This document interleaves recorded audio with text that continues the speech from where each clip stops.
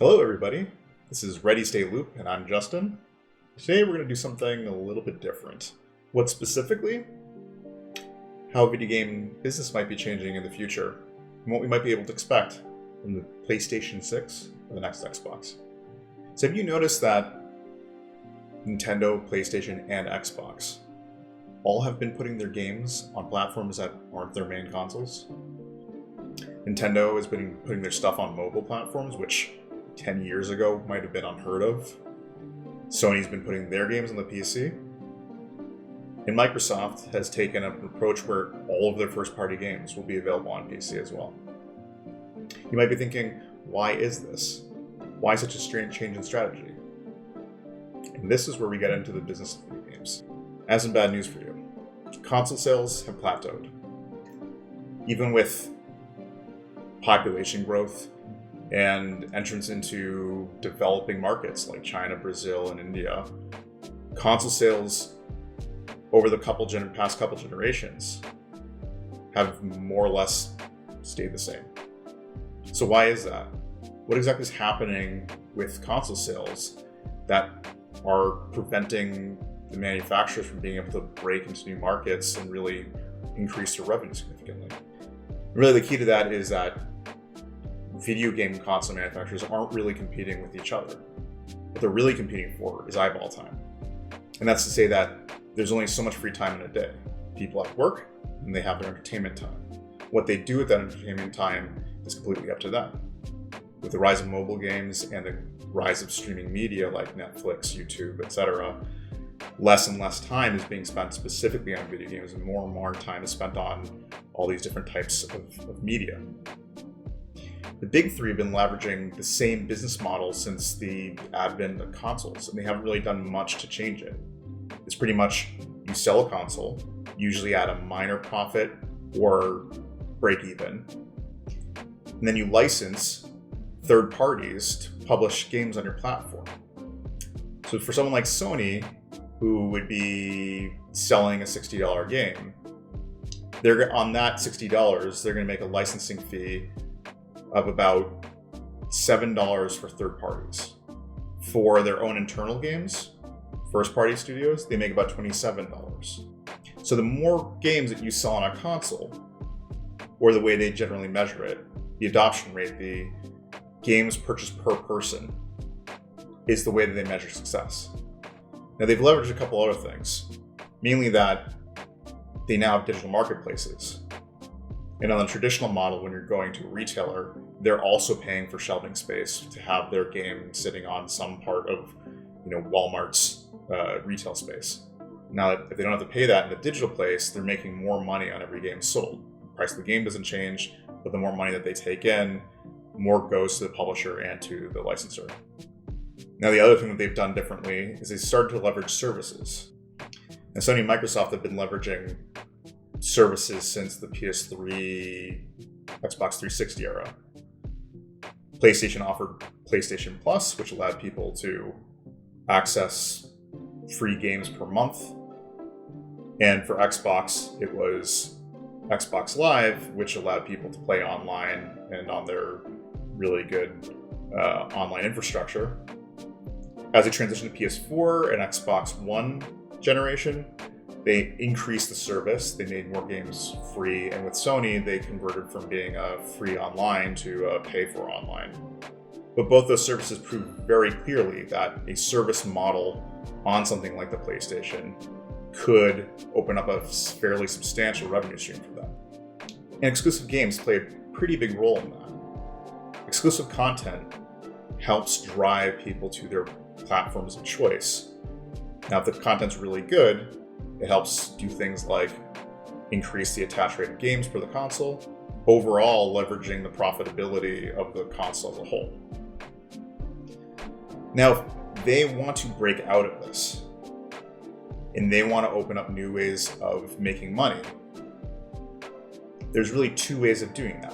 One is with IP, and then the other one is with increased services. So let's cover IP first. IP is this weird, super valuable, and powerful tool that these manufacturers have, the big three have. It helps create brand identity and obtain mind share over a population beyond games themselves to sort of sow an allegiance to their platform. But IP can do interesting things like allow you to do licensing deals with merchandising, or open up new types of media, in the case of cartoons, movies, television. All of these things help you create a broader appeal that extends way beyond games and helps obtain a knowledge of your product outside of the main gaming core. And you can see this becoming something that's always been important, but is now something that is a core strategy for at least Nintendo and Sony. Now, Nintendo arguably has done this the best. Their IPs are things like Mario, Zelda, Samus to a lesser degree, and Pokemon, which is a weird one because it's owned by more than one company. They've been pursuing things like merchandising, action figures, Lego sets now. But a big one is their approach to amusement parks. They've working on a new amusement park with Universal Tokyo that will have an entire Nintendo space.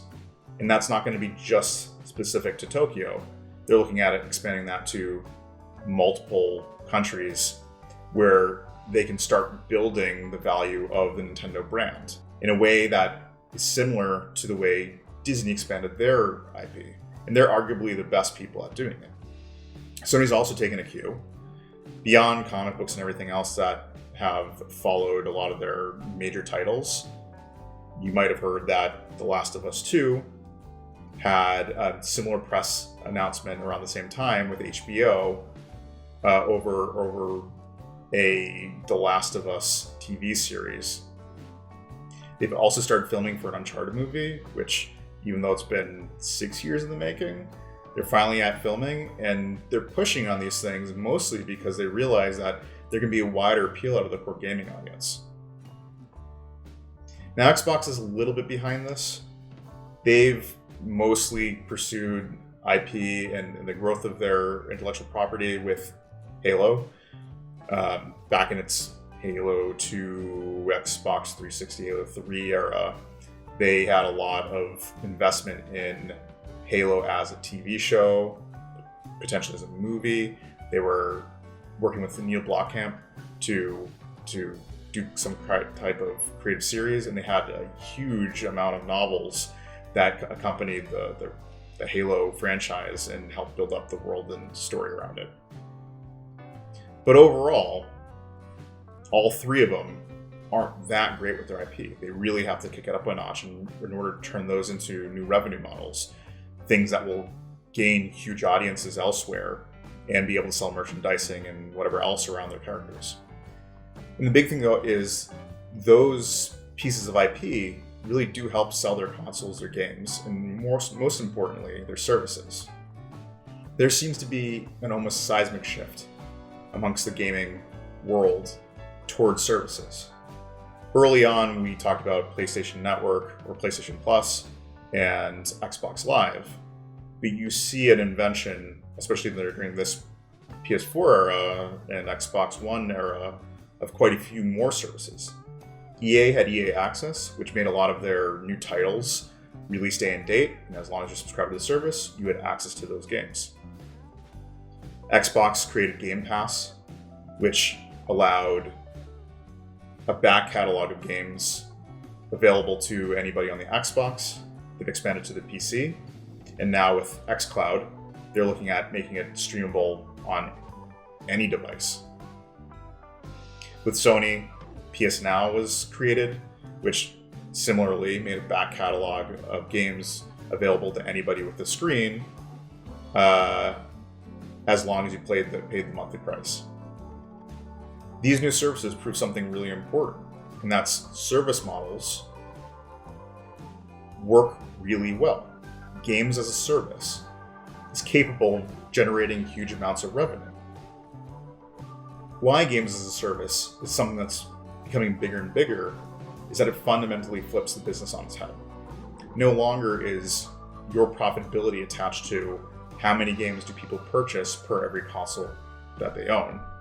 It turns into a how many subscribers do I have? What's really important about this is that the subscription service gives repeatable, recurring, and predictable income every month. The only thing you have to watch is user attrition and growth. Once you know your numbers, you know how much money you're taking in. And in aggregate, almost guaranteed, you're making more money per person than you would be on a point of sale game purchase at a retail store. And if you look at Microsoft and their play with the Xbox Series X, they are doubling down 100% and saying all of their Xbox Studios content will be made available on day of release on the Game Pass service, largely invalidating the need to ever purchase a game again. Will be interesting to see is what Sony chooses to do with their PS Now service. Right now, it's kind of a back catalog of weird games. Are they going to meet Xbox toe-to-toe and provide a service that gives you a lot of their first-party content day and date? So really, what does this mean for gaming? Well, given that console sales have plateaued, and it's not just at the end of this console life cycle, it's through this generation, it's plateaued.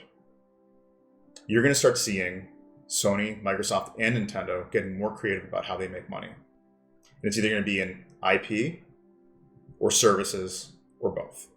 With Xbox as a key example, you can see in their last showcase that Xbox as a platform is more about Game Pass than it is about the hardware. Microsoft's Phil Spencer said as much. In an interview, he said, "When you talk about Nintendo and Sony, we have a ton of respect for them. We see Amazon and Google as the main competitors going forward. That's not to disrespect Nintendo or Sony, but the traditional gaming companies are somewhat out of position. I guess they could try to recreate Azure, but we've invested tens of billions of dollars in cloud over the years."